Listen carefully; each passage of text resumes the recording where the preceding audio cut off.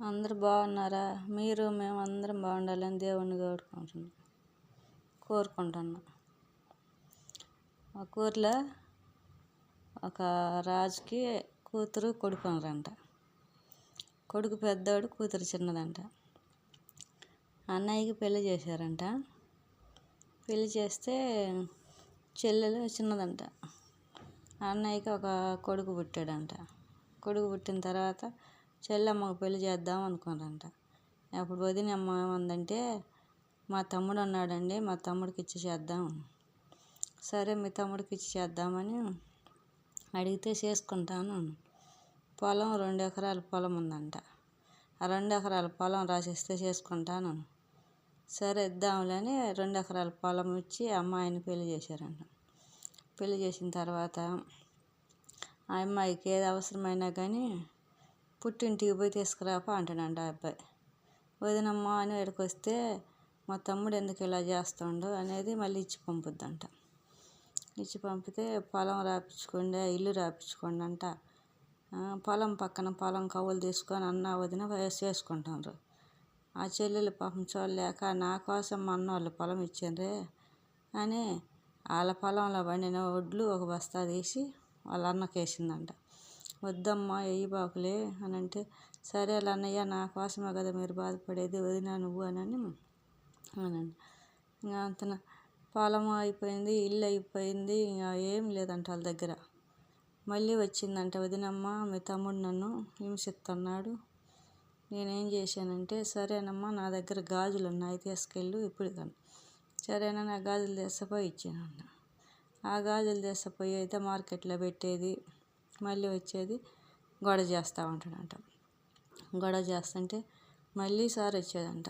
మళ్ళీ సార్ వచ్చి ఏమన్నా తీసుకురాపో, నాకు డబ్బులు అవసరమని. ఇంకెట్టా కాదు, నువ్వు అట్టుండమ్మా, మా తమ్ముడికి నేను చెబుతానని ఆమె ఏం చేసిందంటే వాళ్ళ మరదల్ని దాచిపెట్టేసింది. దాచిపెట్టేసి 1 రోజు 2 రోజులు 3 రోజులు గడిచిన తర్వాత వచ్చాడంట. అక్క నీ మరదలు రాలేదా ఇక్కడికి అంటే, ఇక్కడికి రాలేదురా అన్నాను. ఎందుకు రాలేదు, నేను డబ్బు ఇప్పించుకొని రమ్మా అని పంపించినాను మీ అన్న దగ్గర అంటే, రాలేదురా, మరి ఎటుపోయిందో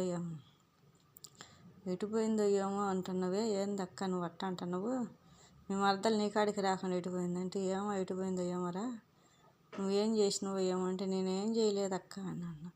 మరి ఏం చేయకుండా ఎటుపోద్దురా అని అంటే, నిజం అక్క నేనేం చేయలేదు, డబ్బు దమ్మని పంపించినాను.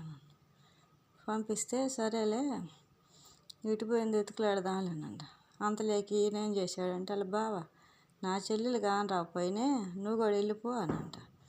వెళ్ళిపోమని అంటే వాళ్ళందరూ నాటకం ఆడుతాను అన్నట్టు వెళ్ళిపోయిందంట.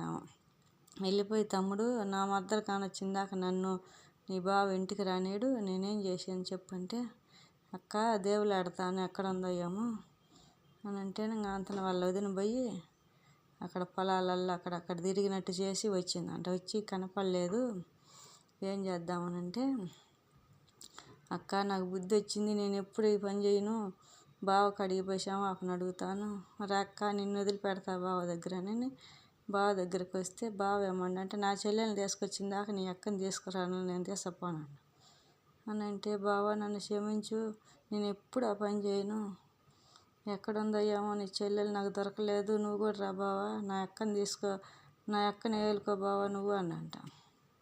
సరేరా నీకు బుద్ధి వచ్చిద్దని మేము ఈ పని చేసినాము, మా చెల్లెలు మా ఇంట్లోనే ఉన్నది, ఇదంతా మీ అక్క చేసిన ప్లాను, నువ్వు ఎప్పుడైనా మంచిగా మారి నీ భార్యని బిడ్డల్ని బాగా చూసుకో, కావాలి ఆస్తి అంటే ఆస్తి అంతా మీకే ఇస్తుంది, ఏమున్నది లాస్ట్కి మీ అక్క గాజులు కూడా ఇచ్చేసినాము, ఆడైన ఆడపిల్ల ఏడైన ఆడపిల్లే కదరా, నీకెందుకు అంత దుర్బుద్ధి, పెట్టి తాగుతుంటివి తిరుగుతుంటివి, అందుకే అటు చేసినాం, మా చెల్లెలు మా ఇంట్లోనే అన్నదని చెప్పిస్తే, బావా నన్ను క్షమించు, ఇప్పటి నుంచి నేను అటు ఎప్పుడు చేయను, నీ చెల్లెల్ని బాగా చూసుకుంటా, నా అక్క నువ్వు బాగా చూసుకో అని కాళ్ళ మీద పడి దండం పెట్టుకున్నాంట.